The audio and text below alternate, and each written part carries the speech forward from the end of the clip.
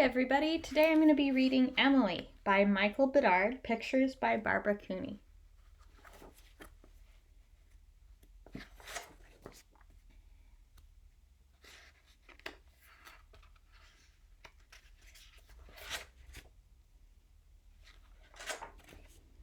There is a woman on our street they call the Myth. She lives with her sister in the yellow house across the road.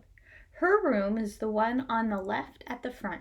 If you stand on tiptoe, you can see it peeping over the high hedge as you pass. She hasn't left her house in nearly 20 years. If strangers come to call, she runs and hides herself away. Some people say she's crazy, but to me, she's Emily. We were still new to the house the day the letter dropped through the slot. I heard it whisper to the floor and ran to pick it up. I peeked through the narrow window in the door. There was no one there but Winter, all in white. Mother was in the parlor practicing when I brought the letter in. As she opened it, a little spray of flowers fell onto the keys.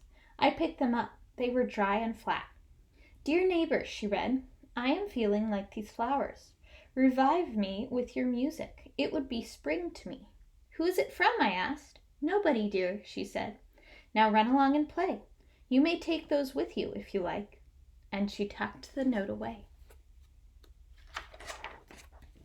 Upstairs, I laid the flowers on my windowsill beside the box of lily bulbs we had brought from our home.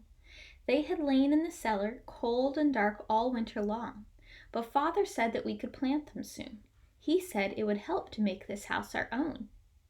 Below, the garden slept beneath the snow. I saw footprints leading down our walk across the road and up through the hedge of the yellow house.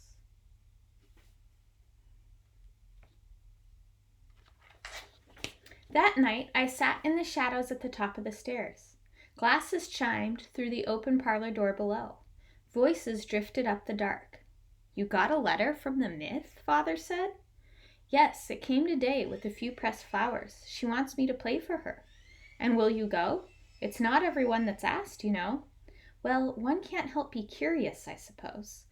But still..." A stair creaked as I crept back to my room. I sat in bed and looked across the street.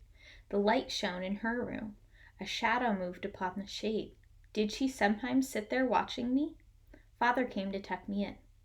"Did I hear a little mouse upon the stairs?" he said. "What's that you have there?" I showed him the little bunch of flowers. Some had crumbled onto the sheets. "So these came with the letter, then? Bluebells. How beautiful they are. But very delicate, my dear." He set them gently down upon the windowsill and stood looking across the street.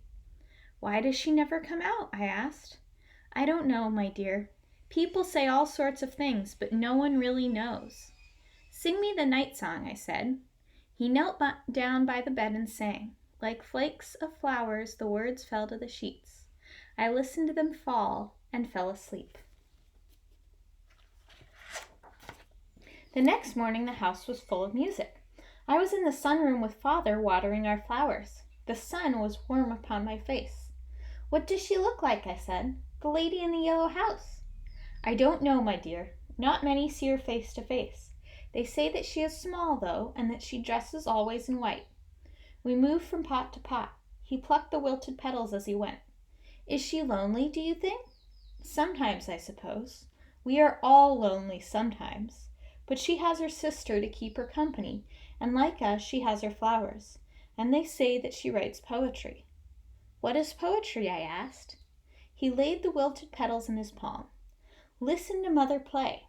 She practices and practices a piece, and sometimes a magic happens and it seems the music starts to breathe. It sends a shiver through you.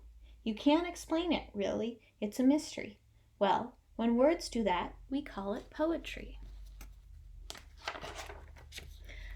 Sunset turned the windows in the yellow house to gold. Soon the night would come. I lined the lily bulbs in a row along the sill. They looked dull and dead, like bluebells that the letter had brought. But Father says they have a hidden life, and if we plant them in the ground in spring, the sun and rain will make them start to grow. Downstairs, Mother played. Tomorrow she would visit the yellow house. I asked her, and she said that I might go. It made me feel afraid. Perhaps the lady in the yellow house is also afraid, I thought. That is why she hides herself. That is why she runs when strangers call. But why, you cannot say. Maybe people are a mystery too sometimes. The next morning, the snow had begun to melt from the garden. A robin settled on the sodden grass. It was a sign of spring. Across the street, the hedge had lost its veil. A shade rose in the window of the upper room. I saw the gift of bluebells on the sill. What gift could I bring to the yellow house?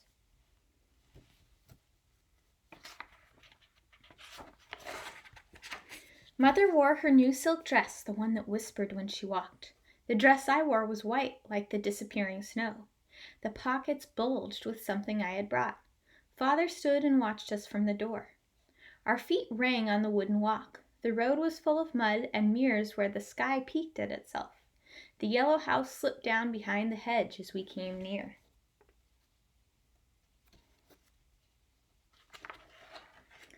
"Come in," said the woman who answered the door. "Oh, we have a little one, I see. Emily will be pleased." She walked us down a whispering hall, past a door, a spill of stairs, into a parlor at the rear. The curtains were drawn. The room was stiff and dim. The piano stood against the wall. A pot of hyacinths bloomed upon a table. The air was dizzy with their purple smell. I turned and saw a rush of white escaping the stairs. "Please, make yourselves at home," the woman said. "It was so good of you to come.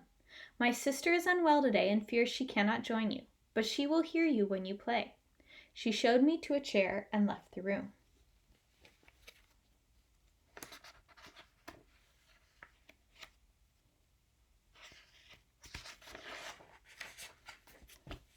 Mother settled at the stool. Her fingers seemed to tremble on the keys as she began to play. The music drifted through the darkened room. My hands went to my pockets and hid themselves away. When Mother stopped, she turned to me. A sound of clapping rippled down the stairs, and then a small voice, like a little girl's. "Dear friend, you put the robin song to shame. Play more. Already I can feel the spring."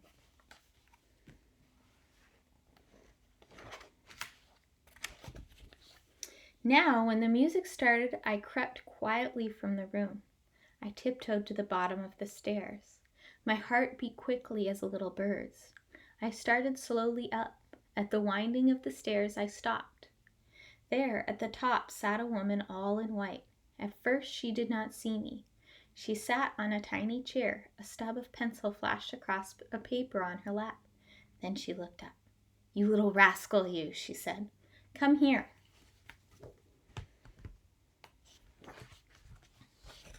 I stood beside her. Our dresses were both snow. I looked down at the paper in her lap. "Is that poetry?" I asked. "No, you are poetry. This only tries to be."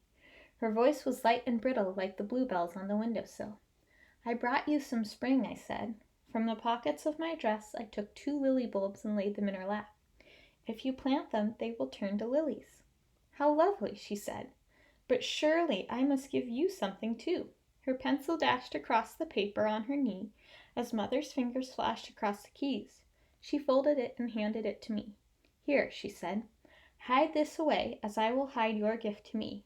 Perhaps in time they will both bloom."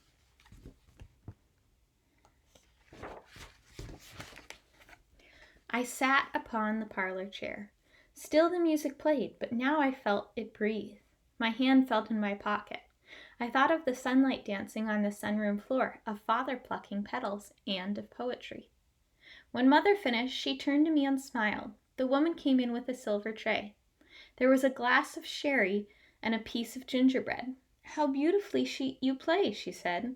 "We are most grateful you could come." She sat with us while Mother sipped the sherry and I ate the gingerbread, and then it was time to go.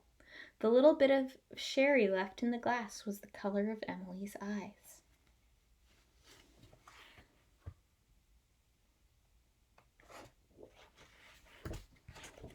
Soon spring came, and one day Father helped me plant the lily bulbs below my room. "I was sure there were more," he said. I thought of Emily in her garden behind the high hedge, hiding my gift below the ground. Soon the sun and rain would make them start to grow.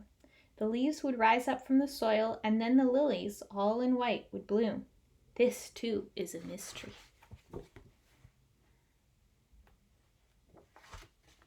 So many, many things are mystery. Who has not found the heaven below will fail of it above, for angels rent the house next ours, wherever we remove. Lovingly, Emily.